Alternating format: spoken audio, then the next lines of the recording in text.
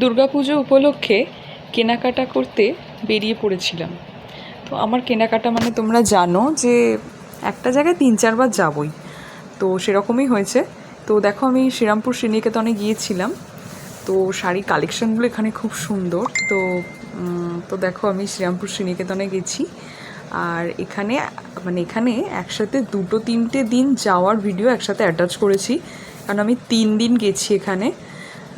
তো দেখো, তোমরা জানো যে আমি খুব ঢাকাই প্রেমী, মানে ঢাকাই শাড়ি পরতে আমার অলওয়েজ ভালো লাগে। তো সেই জন্য প্রথমে ঢাকাই শাড়ি যেখানে আছে সেই কাউন্টারেই আমি চলে গেছি। তো এখানে দেখো, রেড গ্রিনের একটা কন্ট্রাস্টের শাড়ি দেখতে পাচ্ছি, এটা খুব ভালো লাগছে। আর এটা হচ্ছে পিঙ্ক ব্লু, এটা হচ্ছে পিঙ্ক হোয়াইট কম্বিনেশন, আর এটা হচ্ছে স্কাই ব্লুর সাথে ব্লুর কম্বিনেশন। তো এটা হচ্ছে সেকেন্ড দিনে যাওয়ার ফটো, আমি তোমাদের সাথে শেয়ার করছি।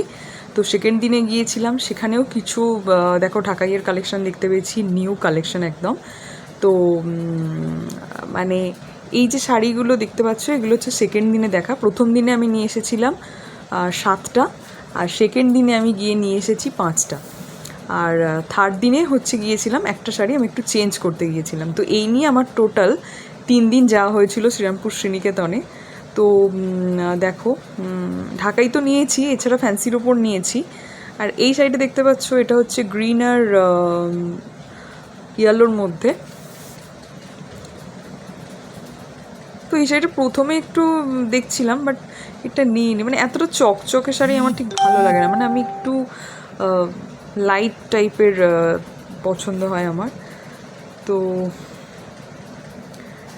তো আয়না দেখে দেখে বারবার শাড়ি গায়ে ফেলছি, আর লোকেরা আমার দিকে দেখো তাকিয়ে আছে, এটা দেখে আমার হাসিও পাচ্ছে, কিন্তু কিছু করার নেই, কেনাকাটা করতে ভালোবাসি।